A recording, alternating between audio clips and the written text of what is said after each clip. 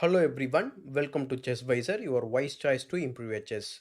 In today's video, I am going to show you some of the best tricks and traps in Blackburne Shilling Gambit for both colors, in which you can easily checkmate your opponent in just 7 moves.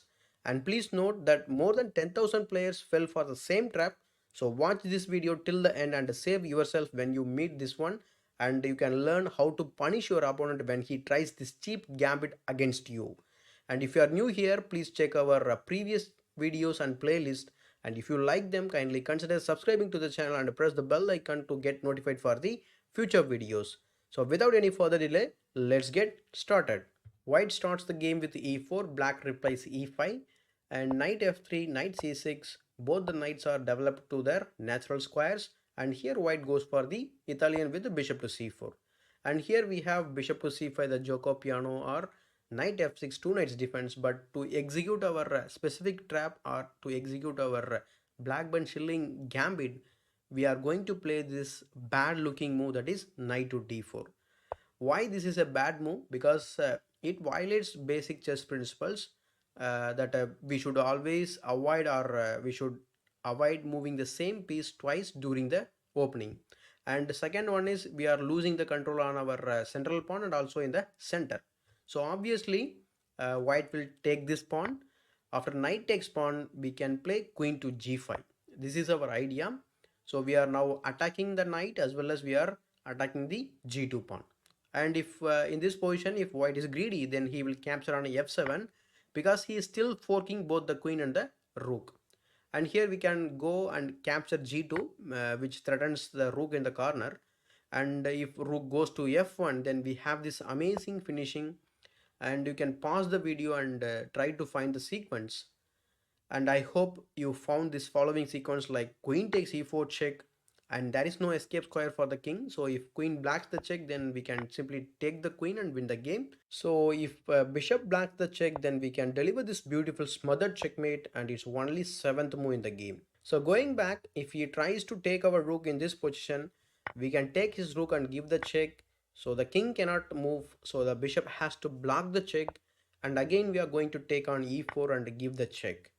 So here again he has to block with the bishop, and now we can play the bishop to c5 move, and after the natural d3 we can simply execute the following mating attack, like starting with the knight f3 check and forcing the king to f1. And now we can play queen h4, which threatens mate on f2 in the next move. So king to g2, queen f2 check. If king h1, then queen h2 is a checkmate, and if king goes up to the h3, then we can give the discovered checkmate by the bishop like this. So that concludes the move knight takes h8. So going back, if knight comes to g5 to defend the e4, which looks very logical, because defending the e4 square will be more critical in all of these variations, as we have already seen. So we can simply capture the rook with a check, and after bishop blocks the check, we can try to remove the guard of e4 with the bishop to e7.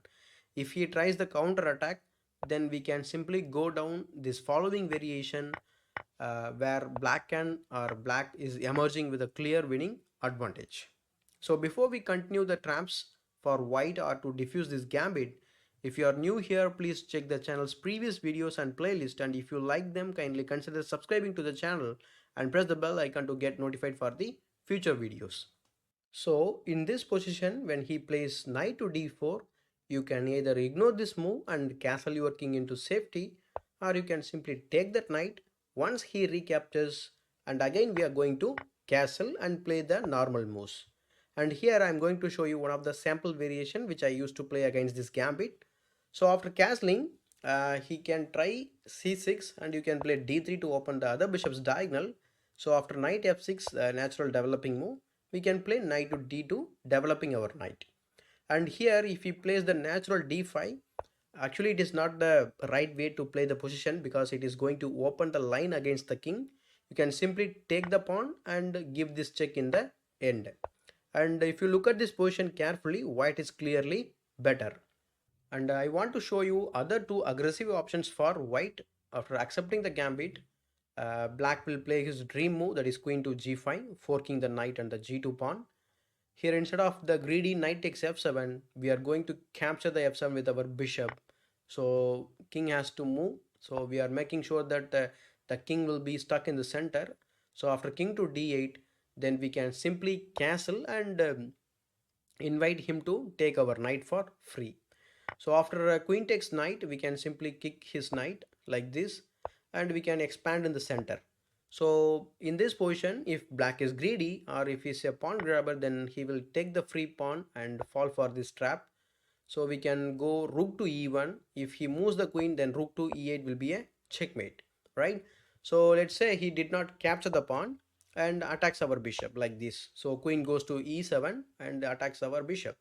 So for this move, we can play bishop to h5. After g6, we can simply drop the bishop to f3.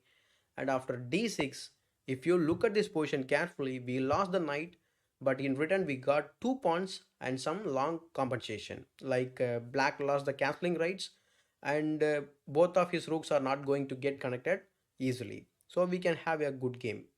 So I'm going to show you the second aggressive option for white. When black plays knight to d4, we are going to sacrifice our bishop on f7. So king has to accept the sacrifice. After that, we are going to play knight takes e5 check. And now if you look at this position, we have given up the bishop, but we got two pawns in return, and also the king is going to be in the center for a long time like in the previous variation. So the sample variation goes like this. After king e8, we can play queen h5 check, pawn to g6, knight takes g6. After h takes g6, we are going to pick up the rook in the ending, but we are also allowing the knight to land on c2, so forking the king and the rook. So after king to d1, he will simply capture our rook. If you look at this position carefully, I think white can easily attack black, and also he is better. So if you enjoyed this chess tricks and traps, please give it a thumbs up, and your suggestion, ideas and thoughts are always welcome. You can post them in the comment section below. And still, if you are not subscribed to the channel, then hit that subscribe button and press the bell icon to get notified for the future videos. And if you like more chess tricks, then click the fried liver attack video or the chess tricks playlist. Both pops up on the screen right now. As usual, this is Chessvisor, your wise choice to improve your chess.